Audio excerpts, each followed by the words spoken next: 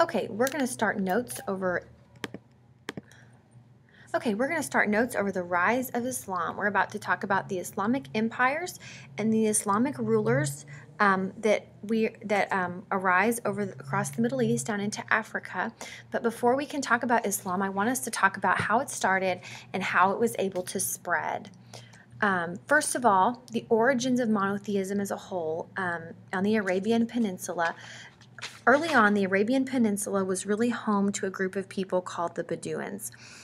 And these were a group of people that were organized into little tribes, and they were nomadic, and they lived on the Arabian Peninsula.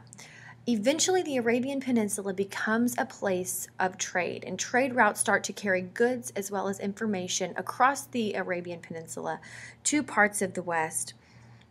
And on this trade route, the city of Mecca becomes a stop. And the city of Mecca is on the Arabian Peninsula in current-day Saudi Arabia.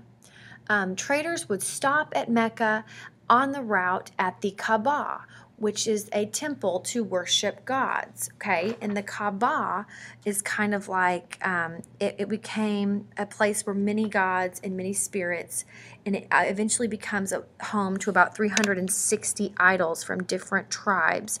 So many people traveled to the Kaaba as their pilgrimage for their worship place. However, monotheism was not something that was totally foreign to the Arabian Peninsula, because there were lots of Christians and Jews, and people did know about the presence of having one God, even though there was the Kaaba where people would go to worship many gods. And the concept of believing in one God, or the word for God in the Islamic world, is Allah. Born into Mecca, which was the city of pilgrimage and mixed religions, was Muhammad. And Muhammad was born in 570 AD, and he was actually born into a very powerful family, but he is raised by his uncle and his grandfather. Muhammad begins working on the trade routes. He becomes a very wealthy businessman and a trader, and he actually becomes a business manager for Khadijah, who was a very wealthy businesswoman. Muhammad ends up marrying Khadijah, and they have a very good marriage, a very good partnership, but Muhammad had always taken a great interest in religion. And so about the age of 40, Muhammad his life is changed when a voice calls out to him while he's meditating in a cave outside of Mecca. And he believes that it is the angel Gabriel speaking to him. He believes that Allah spoke to him in meditation, and he believes that he was being told that he was the last of the prophets. So Allah starts to believe that he was the only one, he was being spoken to by Allah, and he believes now that Allah is the only one and only God. So now he has this new idea of monotheism. So Muhammad goes around teaching that Allah was the one and only God, and all other gods must be abandoned. So Muhammad was like the last of the prophets of Islam.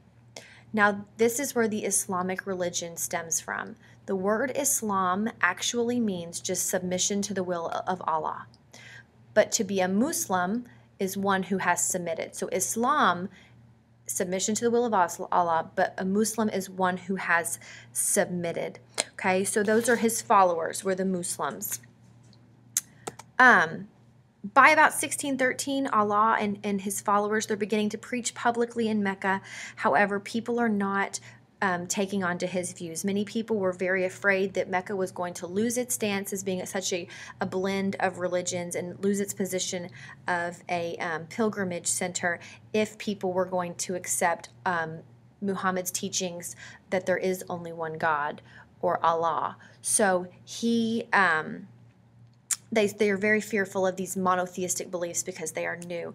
So facing threats and persecutions, Muhammad and his followers, they flee to Mecca, and they resettle in a city called Yathrib, and that city is eventually renamed Medina, which just means city of the prophet. And this migration is actually known as the Hijra. And so the Hijra actually marks a turning point, because after this point he's attracting many followers to Islam, and he's able to get a large standing of followers. Muhammad had really good leadership skills.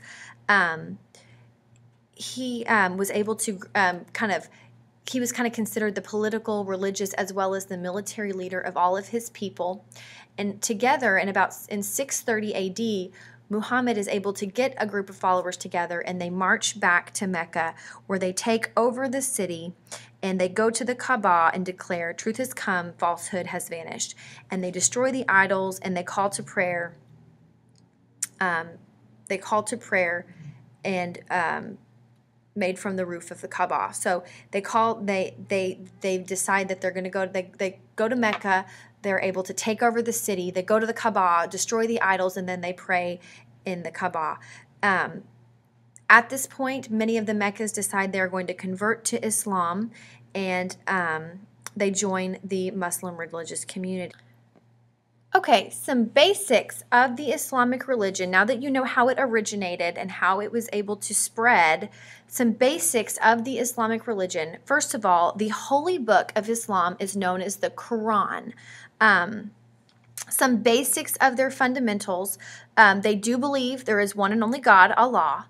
They also do believe there is difference between good and evil, and each person will stand before Allah on Judgment Day, and they will enter either heaven or hell. And that is all spelled out in the Quran, in the Holy Book of Islam. Also, the Islamic people are held to the 5 pillars. And this is kind of, these 5 pillars are just deeds that show the submission of the will of Allah. The first is faith, just showing that there is no God but Allah, that monotheism, that faith.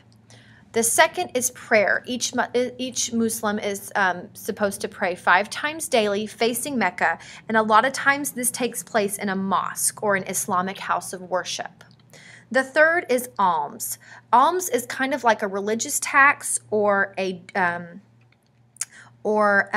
of like a social responsibility that would be given to the poor. Muhammad set the example that people are responsible to take care of the poor. The Muslim people are responsible to take care of the less fortunate or the poor, and they have to give alms.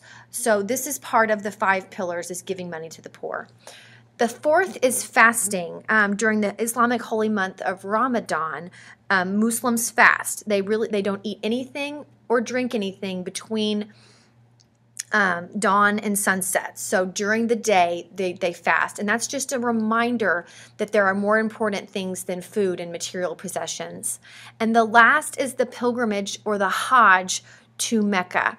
And that is performed at least once in the lifetime of a Muslim, taking that trip to Mecca.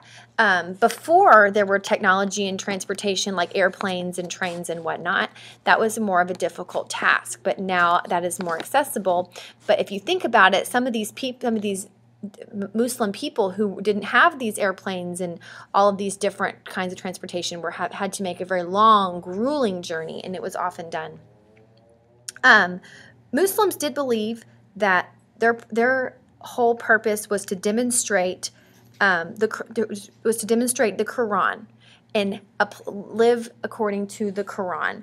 The Sunnah, or Muhammad's example of living, was kind of the best model for how to live as a Muslim. It just means Muhammad's example, and it just said the guidance of Muhammad is how the model for how the Muslims should live. Another thing that guided the Muslims was the Sharia, and that is the Muslim law that regulates moral conduct in business and community life. The Sharia encompasses all parts of the Muslim life. It doesn't.